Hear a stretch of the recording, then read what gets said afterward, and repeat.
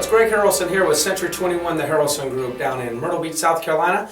And I just had an idea of a topic that I would share with you and talk about on this video. And I just hope that you receive this well and can hear some of my tips and maybe help you in some way in your real estate career, wherever you may be watching from. So the conversation that I get, and I get this a lot within my own office, where I bring an agent in, we start to give them a lot of training, some coaching, just bombard them with resources, and they start to take off very quickly in their career. Well, typically within the first 6 months, and a lot of times no longer than a year, they'll start to ask me, well, what about an assistant? I need an assistant. I'm just so busy. And I have this rule that I'm never going to tell somebody that they should hire or should not hire an assistant. But I am going to walk them through a series of questions. And I wanted to share that with you today. So as you can see here on the board, and hopefully you can see it, it says, should I hire an assistant? That's exactly the question that comes to me so often.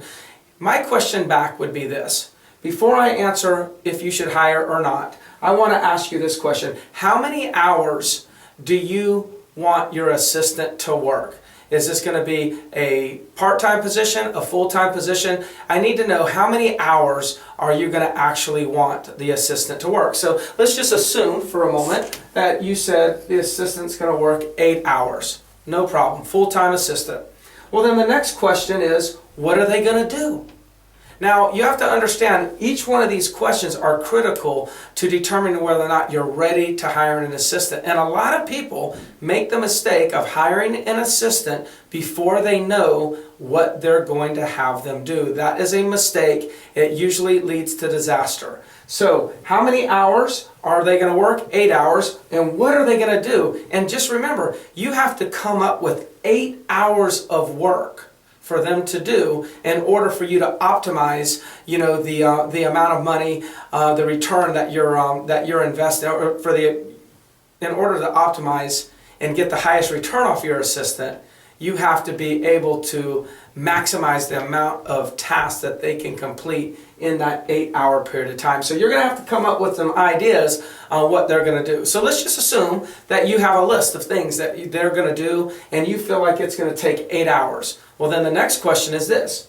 How much time will you, the agent, personally recapture by actually giving this 8 hours worth of work away to an assistant? Because isn't that why we have an assistant? We have them, we bring them in and train them on how to do some things, and then we take things off of our plate, put it onto their plate, and while they're doing that work, we're out there actually doing things that we think might better fit our skill sets, or might be activities that bring in the profit. They might be generating activities, they're income earning activities. You're trying to give away the servicing activities. So the question becomes, though, if you're going to give away 8 hours worth of work, then how many hours is that going to free up from you? Now, don't answer 8, because the reality is when you get an assistant, you're probably going to have them do some things that you're not currently doing yourself. But there will be some time that you will recapture. So let's just assume in this case, you said, well, Greg, I think I could recapture 3 hours. Okay. So you're going to invest money to hire an assistant, and it's going to save you 3 hours. I understand you're going to get work out of them, but it's going to save you 3 hours. Question: what will you do with that extra 3 hours every day? Because the real return off of hiring an assistant is what you can earn by reinvesting the time that you save. You're paying for 8 hours, you're recapturing 3 personal hours. What are you going to do with those 3 hours? Now again, each one of these questions, if you find yourself not having an answer, then stop. Do not move forward until you can answer these questions. Because a lot of times people say, well, I don't know what I would do.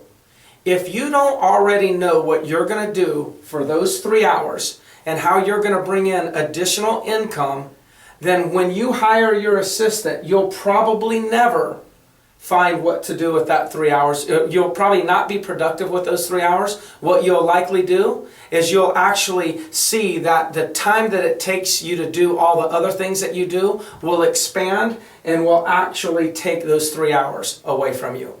It'll take you longer to do other things, so therefore you'll lose the very 3 hours that you recaptured that you were supposed to actually add to your top line revenue.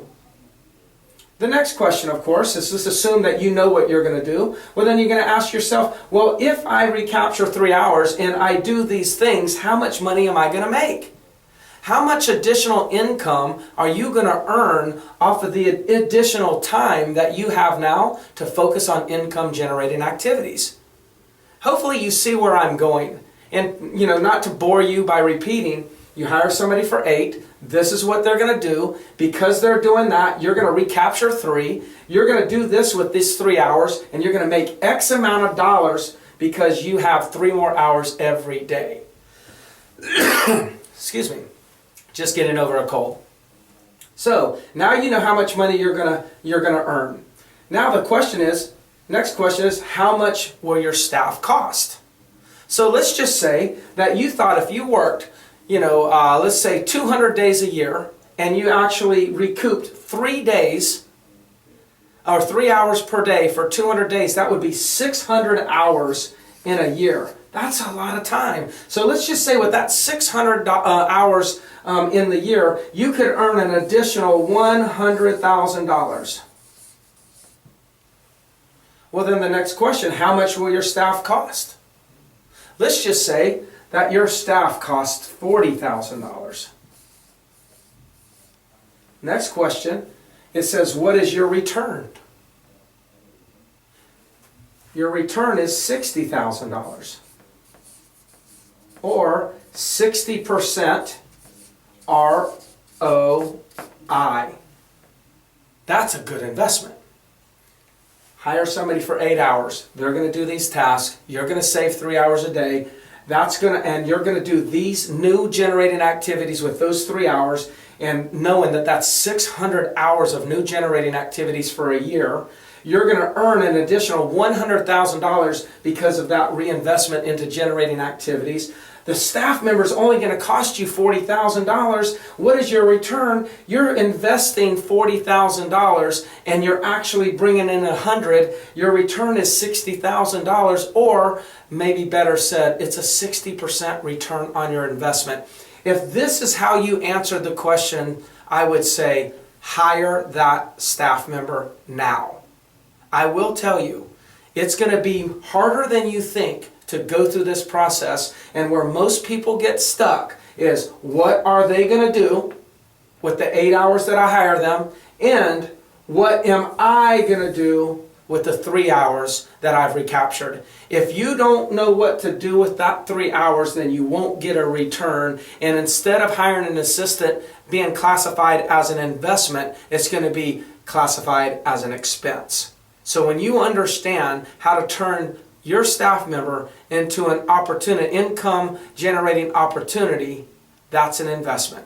I hope this all makes sense for you. You can go through and watch it a few times and make sure that you got the questions down. As always, I'm going to continue kind of sending out some real estate tips in hopes that, I can make a difference, in your real estate business and help you grow your business, even though I might not even know you. If you know anybody that's working in real estate in Myrtle Beach, South Carolina, or Charleston, South Carolina, please send them my way. I'm looking to build and expand our team and our company and train additional agents and help them become top producers in our marketplace. So I'd love to see you send me a referral every now and then. And then make sure you subscribe to this YouTube channel, so when I do send another video out, you'll automatically get an alert, and you can just count on this. I'm not going to spam YouTube and all my subscribers with a bunch of useless information. I'm only going to create videos when I think that there's some content that I have that needs to get out there in the marketplace and can make a difference in the lives of other of my fellow realtors. So I'm Greg Harrelson, Century 21,